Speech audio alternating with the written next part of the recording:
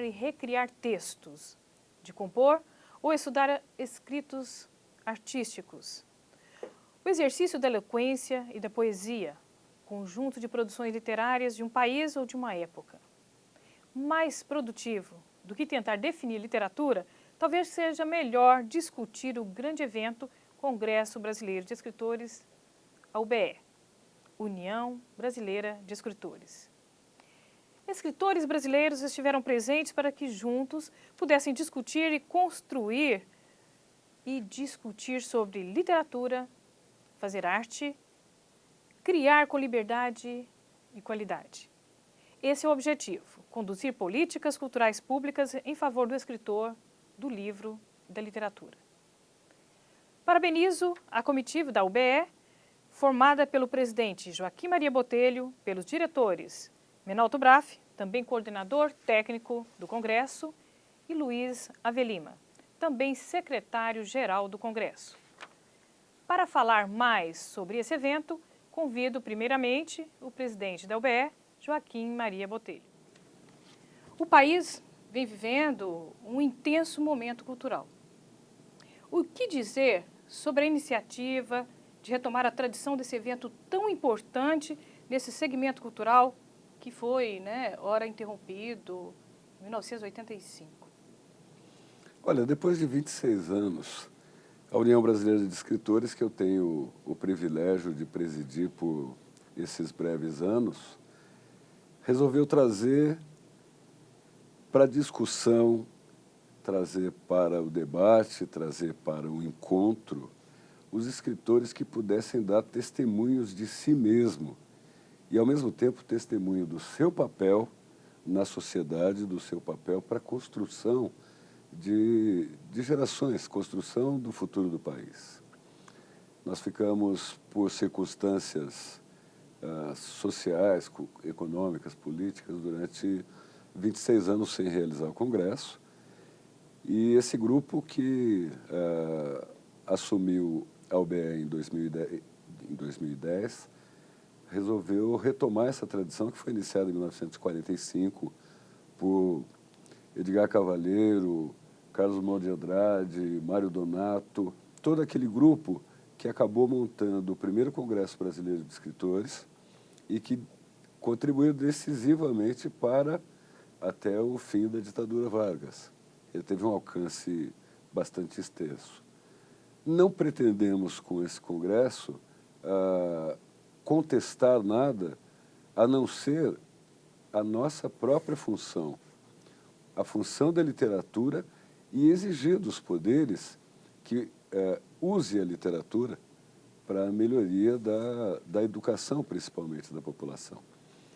E não só isso, mas que fossem respeitados os direitos do escritor e os direitos de quem nos lê, os direitos de quem nos acompanha e que merece ser respeitado como todos.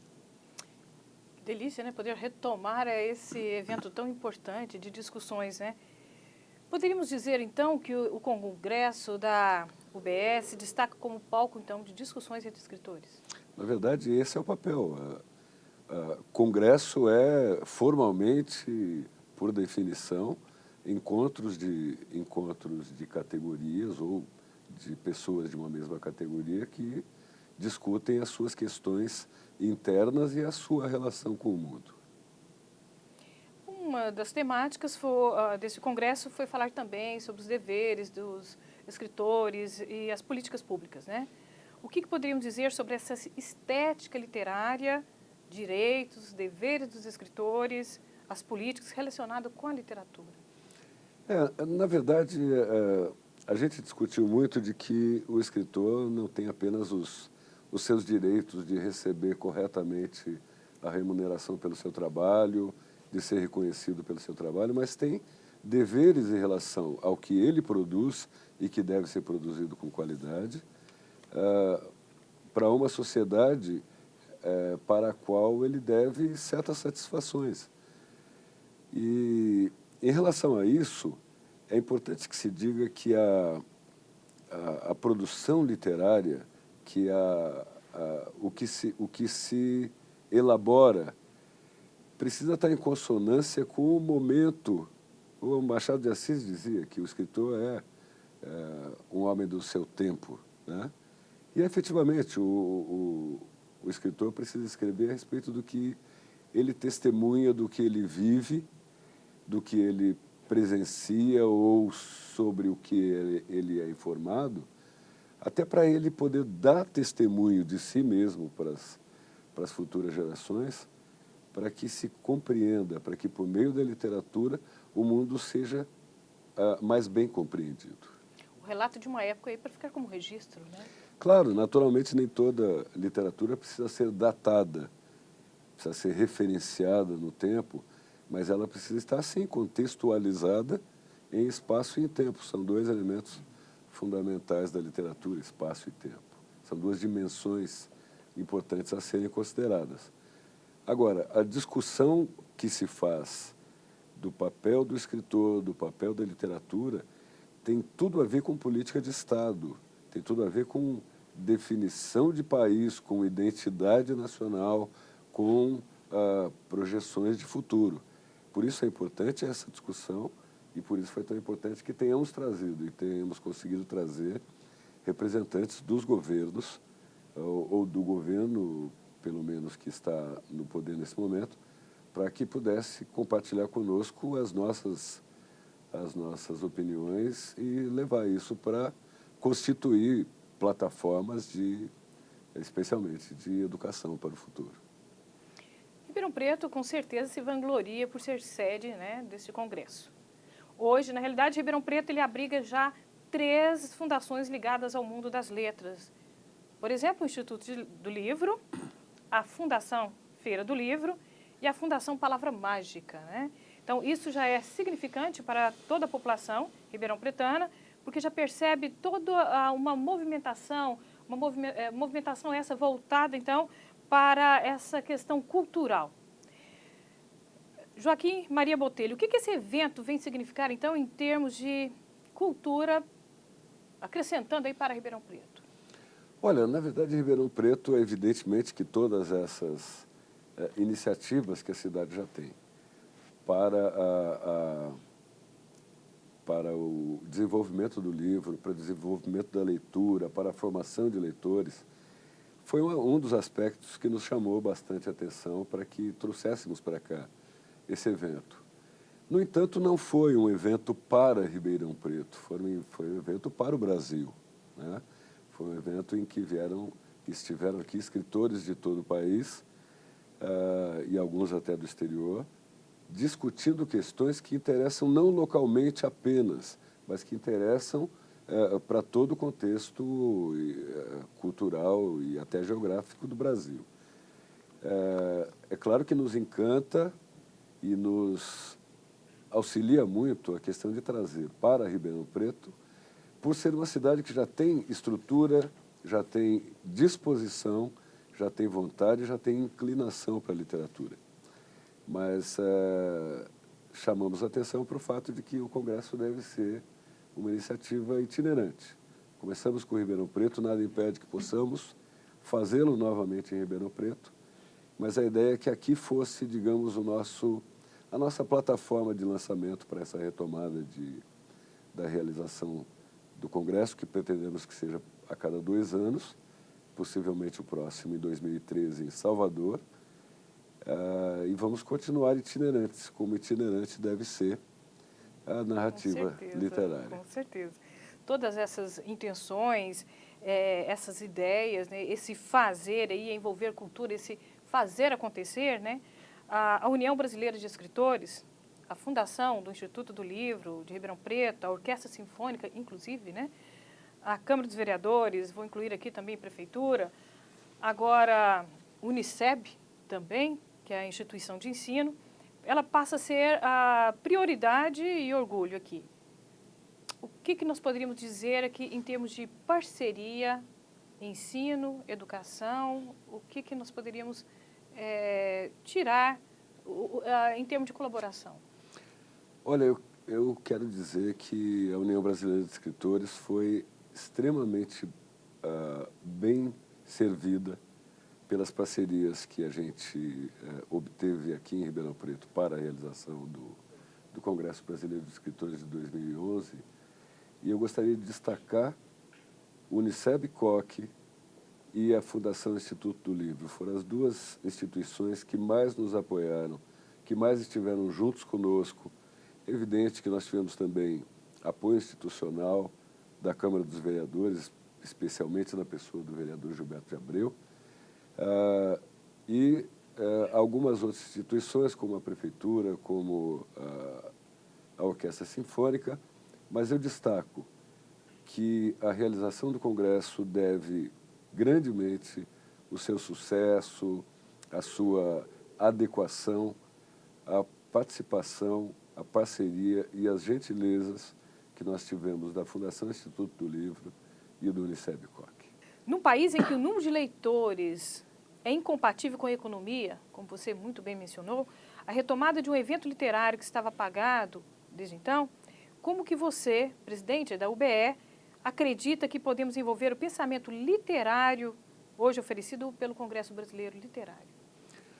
Olha, o Congresso Brasileiro de Escritores tem o papel, e terá, imagino, esse mesmo papel, de fazer com que o escritor esteja presente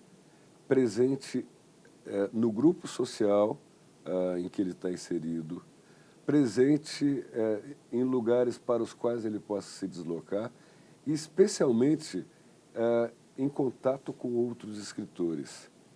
É nessa conversa, é nessa manifestação, é no falar, no descrever as suas atividades e debater a importância da literatura, do ensino da literatura, que a gente vai conseguir fazer com que a formação de leitores seja mais bem feita e aumente.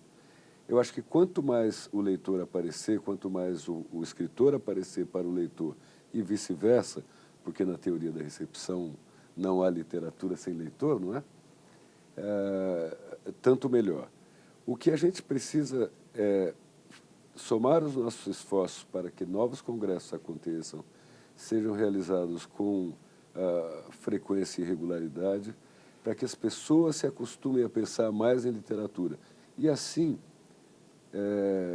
poder estimular o próprio diálogo, o próprio debate, a própria polêmica, porque uma parte constitutiva da sociedade é o debate, é a polêmica, é o diálogo, para que a gente consiga chegar a alternativas que sejam agradáveis e boas para todo mundo.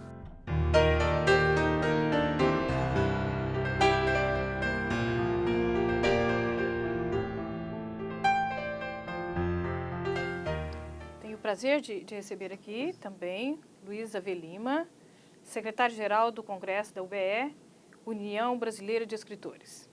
Para você, Luiz Ave Lima, o que caracteriza o traço de nacionalidade de uma literatura?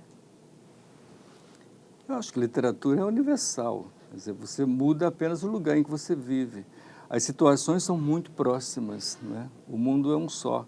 O que eu conto, o que ocorre no Rio Grande do Sul, eu conto o que ocorre na Paraíba de outra forma. Mas é sempre a mesma coisa. O universo é um só. Falando agora especificamente, né, do Congresso, UBE, como que se dá essa operacionalidade toda aí, como realizar um evento no geral e depois específico a este evento? Bom, isso é o assunto que a gente queria falar mesmo.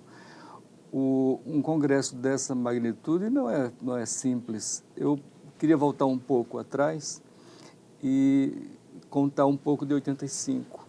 Ótimo. Eu fui da comissão executiva do Congresso naquele período e havia uma discussão muito intensa e a vontade era muito grande de se discutir, porque havia muito tempo que isso não acontecia, essa prática não acontecia, e as pessoas iam apresentando temas e apresentando problemáticas e tal. Esse foi o primeiro momento. Depois foi como organizar, quer dizer, como reunir na cidade de São Paulo escritores para debater os seus problemas. A gente sabe como é a vida de um escritor no país, quer dizer, escreve sem condições, não é bem remunerado, os contratos são sempre muito complicados e organizar um congresso desse era uma forma de também estar levando isso, publicando, deixando público esses problemas todos do seu fazer, né, literário e tal. E os poderes públicos, naquele momento, estavam muito preocupados em discutir a questão nacional mesmo, e a Secretaria da Cultura do Estado de São Paulo tinha à sua frente um escritor, um poeta, o Jorge da Cunha Lima. E o Jorge não se fez de rogado e tomou para si esse trabalho de levar à frente mesmo, de dar condições para que os escritores pudessem se reunir na cidade de São Paulo. E foi assim, quer dizer, desde o espaço, e nos cedeu um prédio novo, naquele tempo era um prédio novo, um grande gigante, né, que é o Teatro Sérgio Cardoso, e ali foi durante 3, 4 dias o nosso quartel-general. Se não fosse o apoio do Estado naquele momento, dificilmente nós teríamos conseguido realizar aquele congresso. Em São Paulo, nós tivemos a oportunidade de ver chegar cerca de 1.000 escritores. Era um negócio inédito. O que aconteceu em 45 aconteceu, foi importante, tinha um momento político interessante, mas não era um congresso que tivesse um número tão grande de escritores, até porque o número também de escritores era menor. O Brasil era tão grande e as relações eram menos, né, não tão próximas como em 85 já era. E você tinha de todos os estados brasileiros escritores participantes, e não era apenas um escritor chamado diletante, eram escritores que realmente sabiam o que queriam discutir e que já discutia isso em petit comité nas suas regiões. Então foi um momento muito interessante. Mas as dificuldades eram grandes, em termos financeiros, de reunir toda essa gente, como trazer todo esse pessoal, como alojar essa gente, como alimentar essa gente.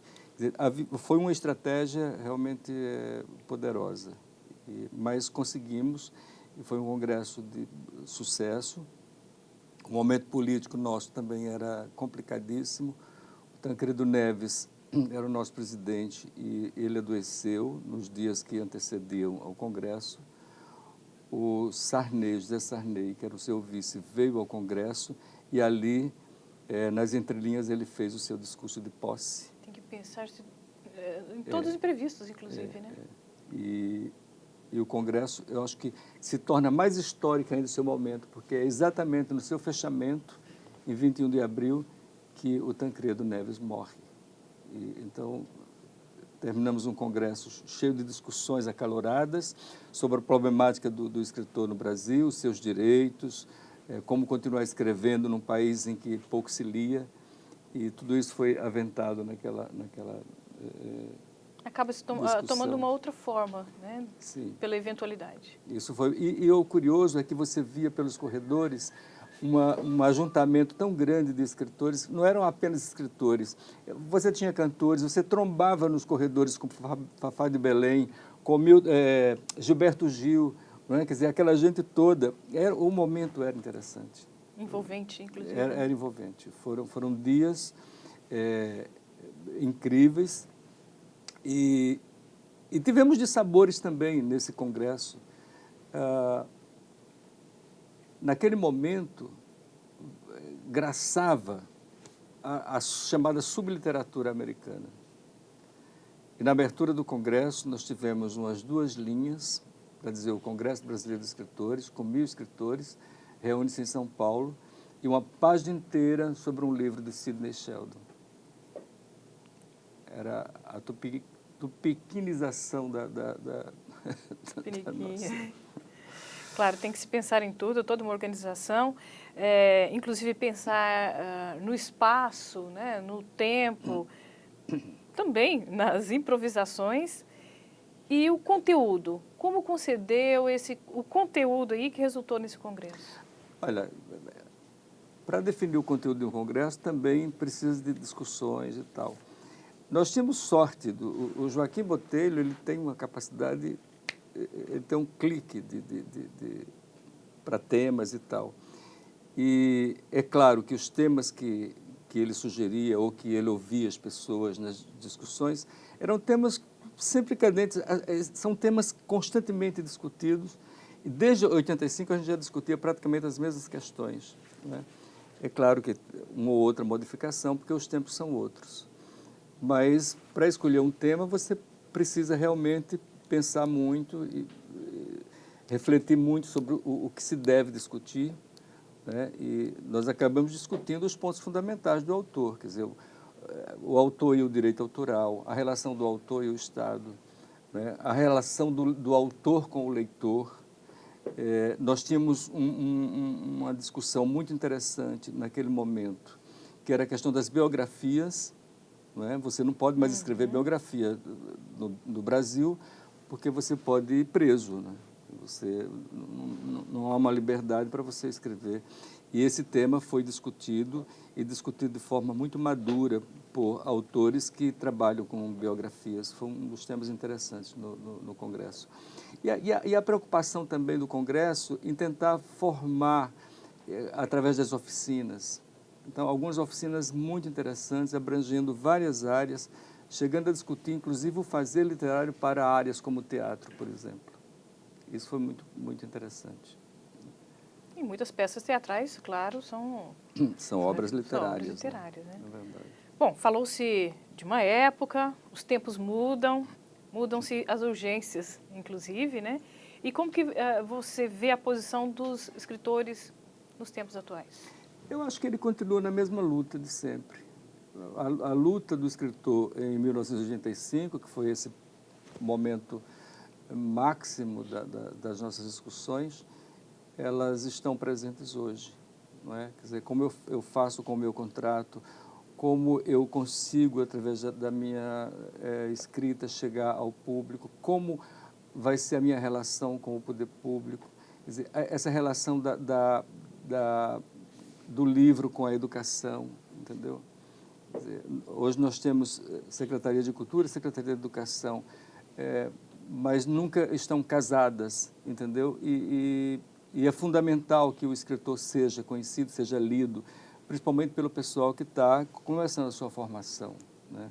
A universidade é o lugar que pensa, que deve ser o lugar para se pensar, e nós temos dificuldades em pensar, mas a obra o autor tem que brigar para que sua obra seja também lida, discutida pelo alunado, e a gente sabe que muitas vezes eles não leem porque eles leem apenas o que é obrigado a ler, né?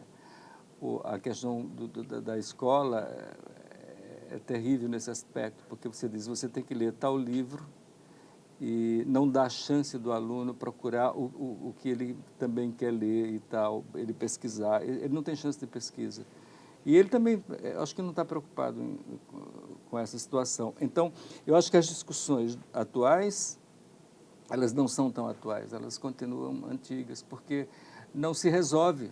Não se resolve o problema da relação leitor-escritor, não se resolve o problema dos direitos de autor.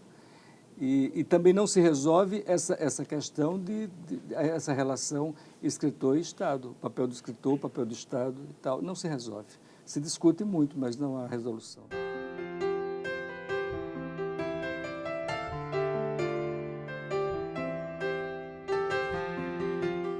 Estamos aqui com Menalto Braffi, coordenador técnico do Congresso da UBE.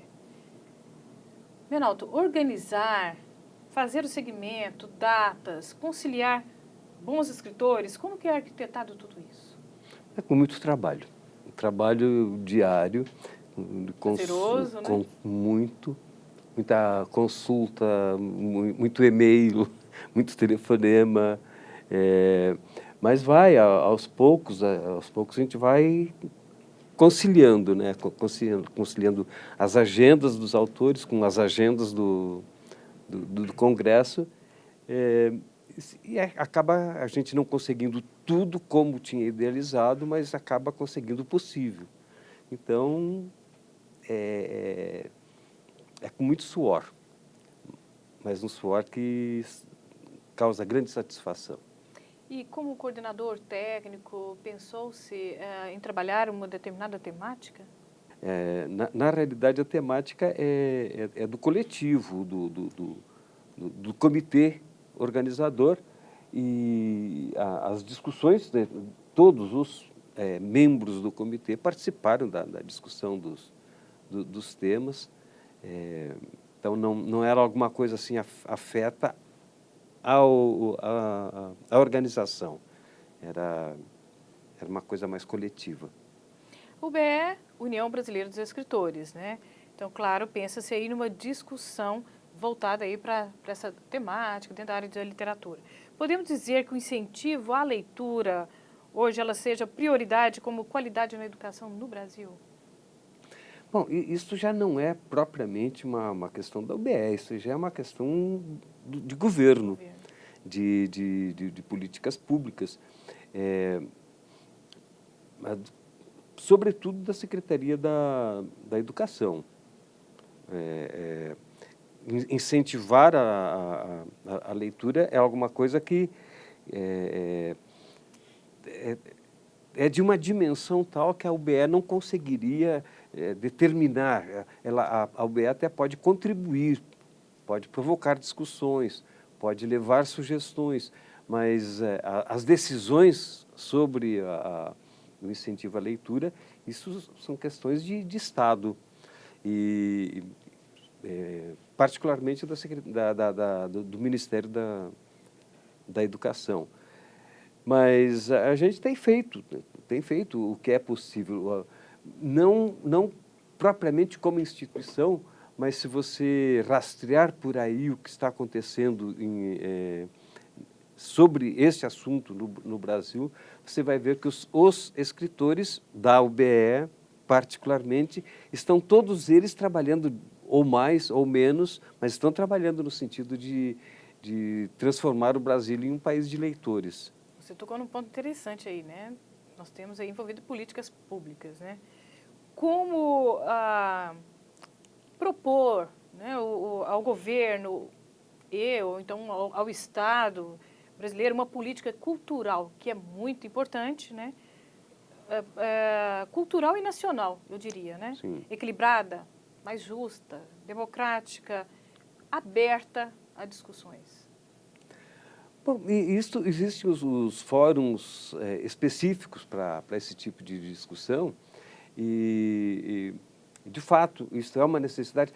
Aliás, quando fala de Estado e cultura, eu sempre sofro uma espécie assim, de arrepio, porque eu acho que o Estado tem a obrigação do desenvolvimento, obrigação pelo desenvolvimento cultural da nação, mas o Estado não tem o direito de conduzir o processo.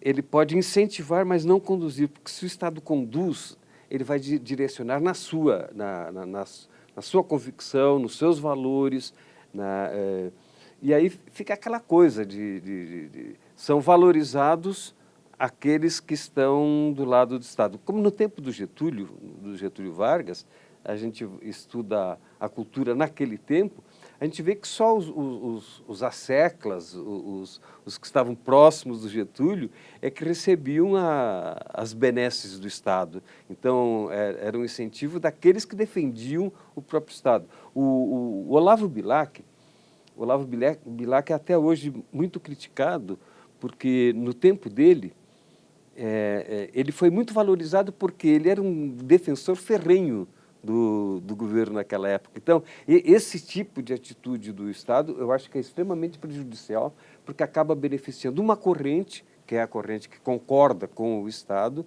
mas despreza outras correntes. E geralmente, as correntes mais contestatórias, aquelas que mais acusam do que defendem, geralmente são as melhores, são as que ficam. Então, o Estado procura sufocar. Um exemplo, o parnasianismo, na virada do século XIX para o século XX, pouco antes, 1893, a partir daí, o parnasianismo era uma estética que não contestava nada.